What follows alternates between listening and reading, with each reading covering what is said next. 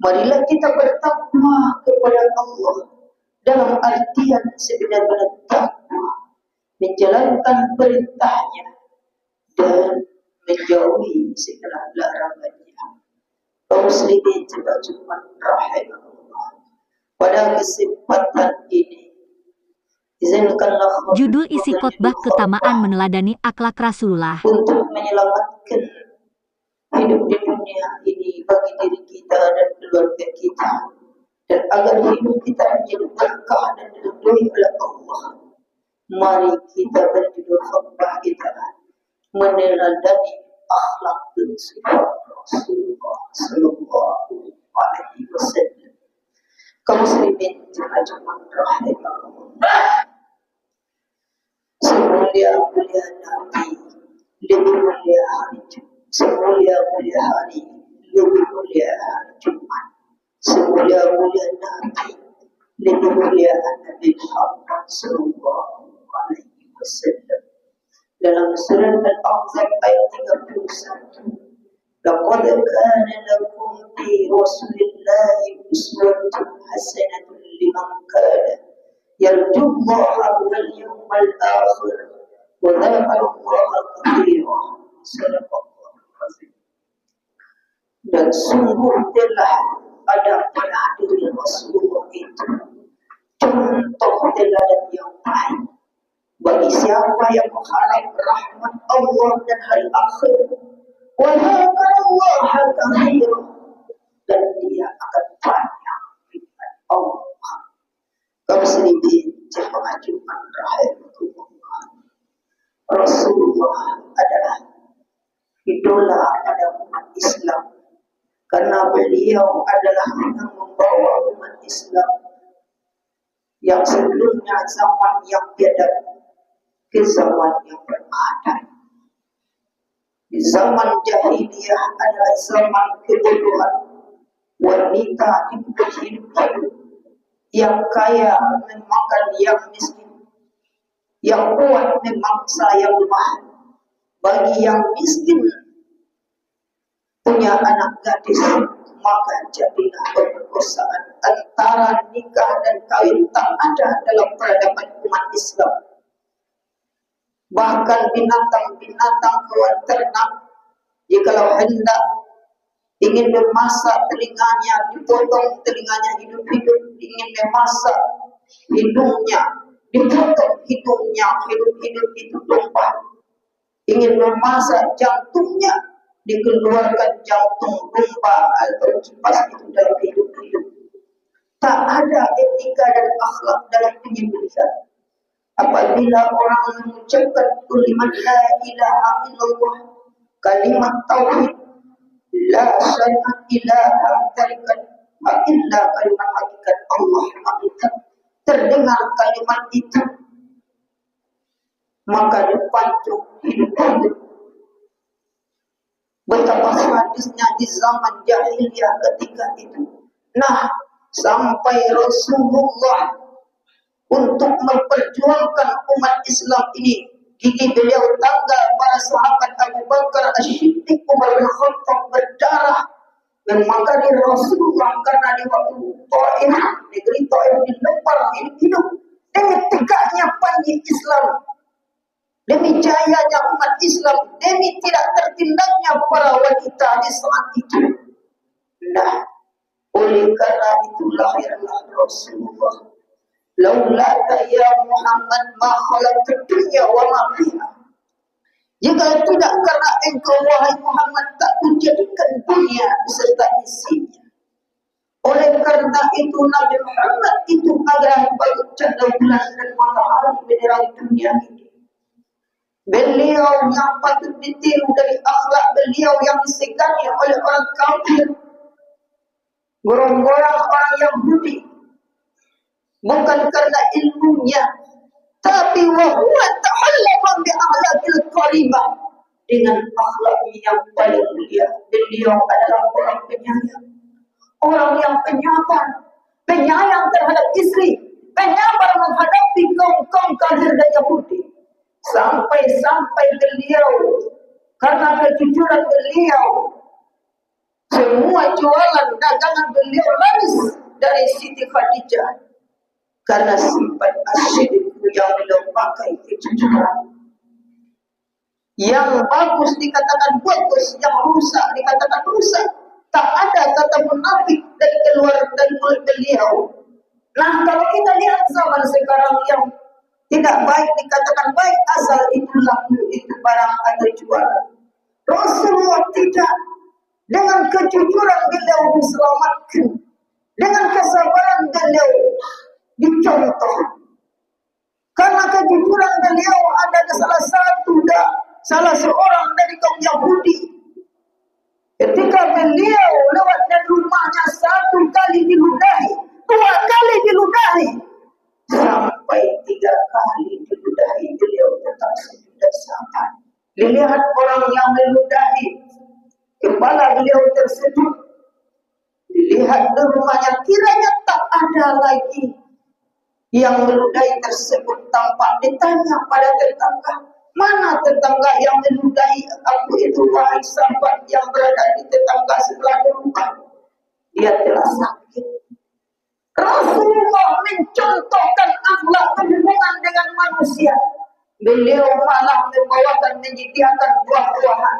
Orang yang menudai beliau hampir 3 kali, beliau bawakan buah-buahan. Menangis beliau, orang-orang yang menudai tadi, Ya Rasulullah, sungguh mulia hati engkau. Banyak tetanggaku kuberikan harta emas. Ketika aku sedang sakit, pohon salak banyak berduri. Anjing berkais di tepi gua. Teman gelap mudah dicari, teman menangis jangan bersuara. Namun engkau wahai Rasulullah, keburukan engkau balas dengan kebaikan. Ketika aku mudai tetap engkau senyum. Sampai 3 kali aku sakit, bukan malah engkau lempar dengan batu. Bukan malah engkau sumpahi, tapi malah engkau bawakan buah-buahan. Aku salut dengan agama engkau. Maka dengan akhlak yang diberikan oleh Rasulullah, mampu membawa orang yang memiliki dalam Islam. Asyhadu an la ilaha illallah wa asyhadu anna Muhammadar Rasulullah. Aku hari ini masuk Islam. Nah, dengan kelembutan hati Rasulullah, mampu hati. Itu akhlak terhadap manusia. Kaum muslimin jemaah Jumat rahimahullah. Jadi apa yang patut dicontoh dari akhlak-akhlak Rasulullah sehingga Rasulullah dinamakan idola, sehingga beliau mampu mempengaruhi dunia, sehingga hidup beliau nyaman dan tentram. Yang pertama, akhlak beliau kepada Allah. Beliau memakai al-khawfu minal jalil, yaitu menghargai dan takut dengan kebesaran Allah. Apabila sang penciptanya yang memberikan apa yang dia bisa bernapas, bisa dengan nadinya bergerak, bisa beraktivitas rezeki yang diberikan oleh Allah, beliau ingat sehingga menghargai kebesaran Allah, maka Allah memberikan kecintaan dan keberkahan. Apa bukti kita kalau mencintai Allah? Ketika kita minum, ketika kita melangkah akan bekerja, ketika kita melakukan sesuatu, ingat Allah. Kullu amrin sibalun lagunna bi bismillah wa abdahu. Tiap-tiap pekerjaan yang tidak dimulai dengan bismillah, pekerjaan itu buntung, tidak ada berkahnya. Oleh karena itu, apa yang kita lakukan, apa yang kita minum, apa yang kita makan, apa yang kita kerjakan, sebenarnya dengan Allah. Bukti kita hargai kebesaran Allah. Karena janji Allah dalam surat Ali Imran ayat 31. Dalam surat Ali Imran ayat 31. Bismillahirrahmanirrahim. Qul in kuntum tuhibbuna Allah fattabi'uni yuhibbukumullah wa yaghfir lakum dzunubakum wallahu ghafurur rahim.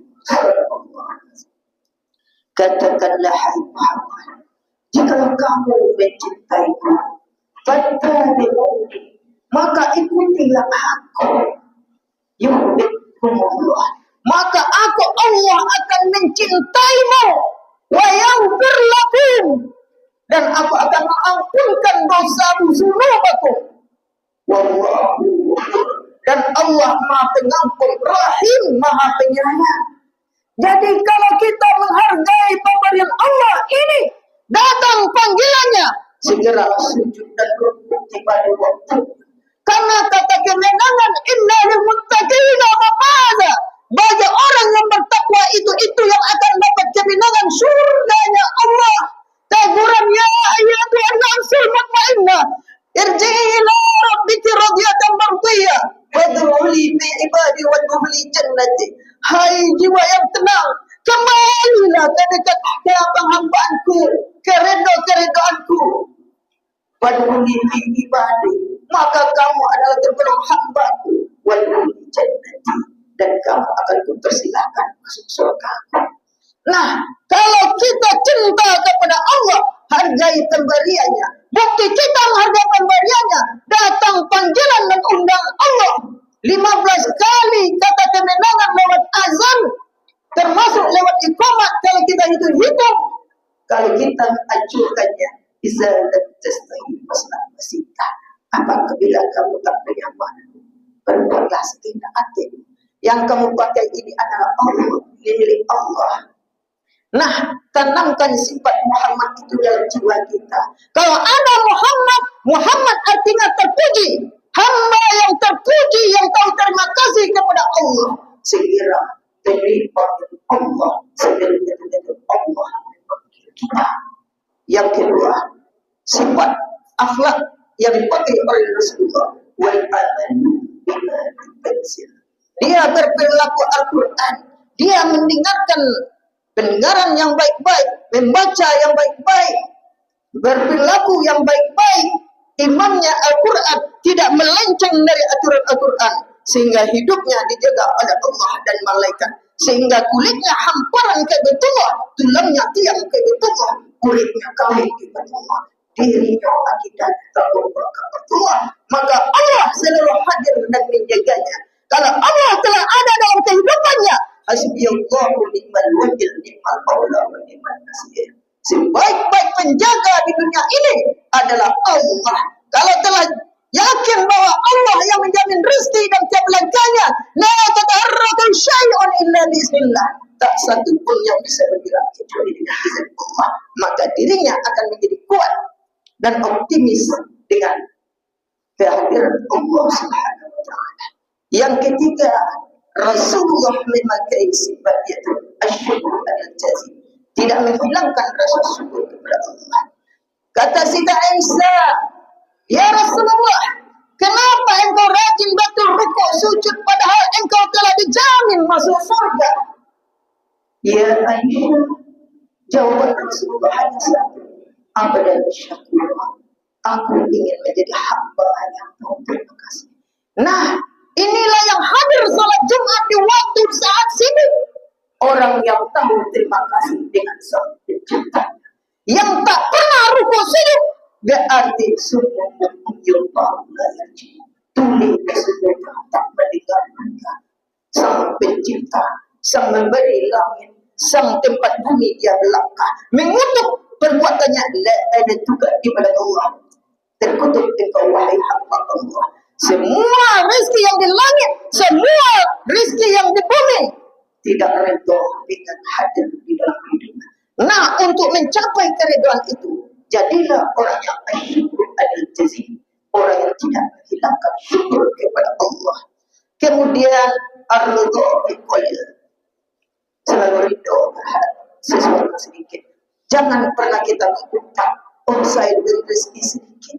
Di balik sedikit hikmahnya adalah supaya kita selalu berdoa dan berusaha kepada Allah Subhanahu wa taala dalam bekerja.